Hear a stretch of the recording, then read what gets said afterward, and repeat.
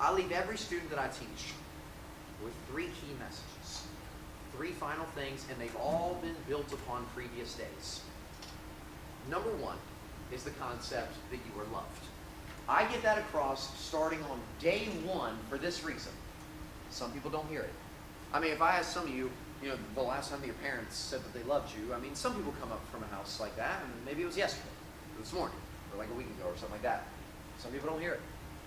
And I know, like, from a friend perspective, rarely are you walking up to your friends like, hey, I love you.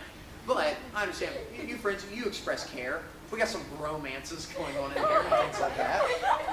But some kids, some people I teach, they don't hear it. And that's why I do this job right here. The reason that I signed on with Healthy Visions the first time it was offered to me is not so that I could make a ton of money, because I don't. And not so that I could travel all over the place, because I love my house. I love my home. I mean, it's kind of long to take these trips and things like that. The reason I took this job is because of that. When I was in school, I could have really used, when I had low self-esteem, somebody telling me that I was loved, and somebody telling me that I was good enough, and somebody telling me that maybe I'm not perfect, but I am pretty, or that I can be a helper. Those messages. The real reason I have this social media right here is not so that we can like take selfies and post them, but that is fun to do.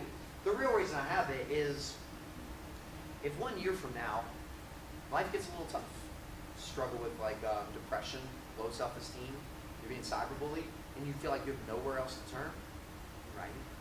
I get messages from kids that I taught 3 years ago. I haven't seen them in the last 3 years. They write me, I write them back that same day. I try and get you connected. I'm here to help. That's why I do that. I don't care if it's 5 years from now when you're a senior in high school. 10 years from now, you can invite me to your wedding if you want to. I'll come. I'll do the Cupid shuffle all night long. I'll white boy dance in that wedding like it's nobody's business. That will happen. Okay? Because I care about the kids I teach, and I try and be out there for you. It's your call, whether or not you take it or not. Now, the second thing I talk about is something called a reset button. Who in here, be honest, grew up with like a Nintendo in their house? Like some kind of old gaming system, something like that. Nintendos have 2 buttons on the outside. One of them is the power button. Can you guess what the other is? Reset button. It's reset. Those are the only 2. When I grew up, I had like a Super Nintendo. It's real old, man. My go-to game, I don't play a ton of video games. Who in here has ever played Mario Kart before? Be honest, all right? I figure most people. That's my jam, man. The first time that I ever played Mario Kart on the Nintendo Wii, it was like, there's the controller, but they stick it in the steering wheel. And it was weird. During lap 1, I was in like 7th. It was terrible. Lap 2, I moved into like 5th. It was great. Lap 3, I finally hit the groove, man. I was in like 4th, 3rd, 2nd. I passed that big old turd Bowser, and I moved into 1st. And I was like, yes. And I swung around the corner, finish line in sight, and then the worst thing imaginable happened. You got blue on. By what? Big flying The thing. blue flying turtle shell. See, when I say it, some of you have like flashbacks, like, oh, blue shell, winter 2013. Okay, yes. This thing hit. I had no idea what happened. It was like a mushroom cloud explosion. People are zooming past and finishing. And I get a little hot when I play video games. And I freaked out. Like I wanted to throw it, but it was attached to my wrist. And so I just let go of it, and then banged me in the elbow. I was like, oh no.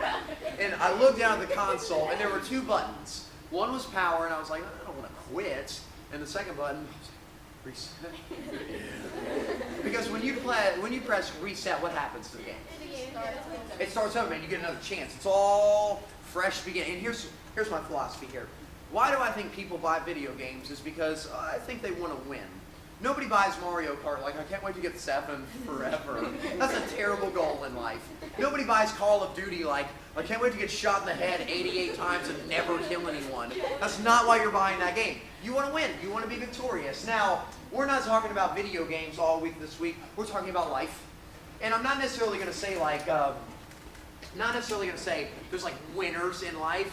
But when I am growing up, and I've been in my 20s, and I've been in my teens, and I teach people in their teens, and I know people in their 30s and 40s, and etc., there are clear losers based on the decisions that people make, and the way that people live, and the way that they treat others. And that's what I definitely don't want to happen. The reason I throw a reset button out is you start to feel that loss going on with self-esteem, because you feel like you're a loser, or nobody likes you, or you're not good enough, or you're ugly. You press reset and you realize that none of that stuff is true. You are you. You are lovable. You are valuable. You are matter. And when you realize the truth, sometimes the game changes.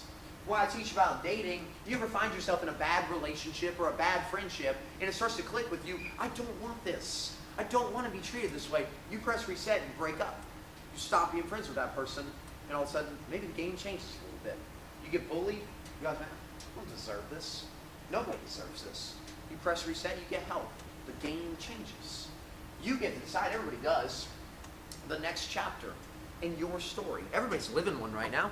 You know, if they put your story in a book, you know, they wrote down your story. Some people, if I read your book, your life, it'd be an awesome story. It might be a little bit funny, could be a little bit boring. I don't know, it might be depressing. And if it's a negative story, if chapter whatever was not good, I've come here, Healthy Visions. Starting tomorrow, starting on Monday with school, there's going to be a new chapter. It's life after Healthy Visions. And my hope is that, worst case scenario, things stay the same. I certainly hope and pray that nothing gets worse from here on out. But my big goal is for things to get better. For you to make better choices, for you to have stronger relationships, things to really look up. You might have noticed as I was teaching this week, I wear a bracelet around my wrist that says change your story. That's our big message with Healthy Visions. And there's a bag back there, and everybody gets one after this class is over with as like a souvenir to remember me by. And I could have put anything on this bracelet. I could have put like, don't stab rhinos, or some of the other things that we've talked about. But I chose change your story for this reason. If there's nothing else that you hold on to long after this is gone, I would prefer it to be this, that you're in control of your life. And when we talk about things like I mentioned, that I call the big five, which is drugs and alcohol, and friends, and how hard you try in school, and dating and relationships, and then your mentor, when you think about those things, that you'll realize there's a way to have a good story. Don't do it. Choose good ones. Try really hard. Don't settle for anything less than you deserve. Make sure you have people pointing you in the right directions. And there's a way to live a bad story, and it's the opposite of those things. And it's whether or not you can live a good one.